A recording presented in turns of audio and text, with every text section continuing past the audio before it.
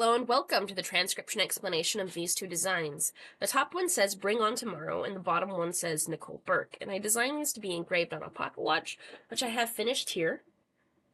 So it's in the copper and gold design and it turned out really well. But yeah, let's go ahead and read it. So, this script shown above me has rows and it has columns. The rows are determined by the letter stems. The very top row is this horseshoe shape. You see how this is like a horseshoe? Same thing as this one. And because this is a horseshoe shape, our letter is going to be in the top row. And because this one and this one both have no dots or lines on it, it's going to be in the first column with no dots and lines. This is the letter B. That's another letter B. We don't actually have any other deep divots, but if there were dots on it or lines on it, it would be in the different columns. Then there are full circles. So here's a full circle that's inside our word circle, just like this one. In fact, all three of these are those full circles, because here's our word circle. And then full circle inside, and full circle inside. And just made this really nice shape with all three of them in Nicole. And this is another one. So that is a letter in the second column, all of these. We count up the lines that end on them. For example, this one has one line that ends right there, whereas this one has 1, 2, 3 lines that end. So this is in the one-line column and is an N, where this one, 1, 2, 3 lines is an M. And then this one here, if we loop around, has one line ending on it. So that's in the one line, that's another N. And then this one has 4 dots, so that's a C, 1, 2, 3 dots in the L, and then 1, 2 dots on the K. So those are how you tell apart those letters. And then our last column, third column is shallow divots. You see how this circle has a little chunk taken out of it? Just like this one, this one, this one, and this one. All of those little chunks are in the third row. And then the columns, this one has 1, 2, 3 dots, making it an R. This one also has 1, 2, 3 dots, making it an R. This is a double letter. See how it's got 2 lines?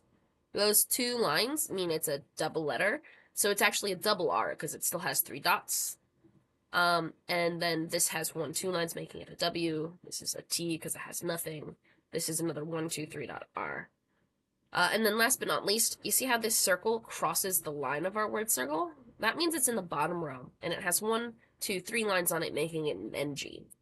So I've talked about all the consonants. I haven't talked about the vowels. Each of these vowels are little guys. You see how there's little circles that aren't filled in like dots? Those are all the vowels. And an A position for the vowels, let me go ahead and make a little circle here, is outside of our word circle. So if this is our word circle, an A would be outside, an E would be on the line, and an O would be inside, like these guys. That's if it's on the word circle. Things are different if it's on a consonant. So if it were on this consonant, this would be an ing centered, A outside, and an O is on the line of the consonant stem. So not to be confused with the E that would be on the line of the word circle, and O is on the line of the consonant stem. So these are E's because they're centered inside of our consonants, but this one is an O because it is inside our word circle, but not inside a consonant. These are in the E position, but this one has a line going outwards, making it a U, whereas one like this has a line going inwards, making it an I. Here's another I over here. So, let's read the letters in order. You start reading at the bottom and you go counterclockwise, like a time traveler going back in time. And that's true for the words in the sentence as well as the letters in the words. So starting at the bottom of this one, we have a deep divot with no modifiers, making it a B. Then we have an R, a shallow divot with 3 dots, the I with a line going inwards, and then this NG has 1, 2, 3 lines. So that's bring. This word, we have our O inside our word circle, the N with 1 line, so that's on, a T, shallow divot, no modifiers, O inside our word circle. This M has 1, 2, 3 lines, another O. This is the double R with another O, and then the W has 1, 2 lines. So that's bring on tomorrow. This little extra bit isn't any word or letter. It is just some filler, some decoration, some decorative divots on the line of our sentence circle. So that's just a nifty way to fill space. In fact, here's another little filler line here. So let's go ahead and read this one. Here's our first word, starting bottom counterclockwise. We hit this one first.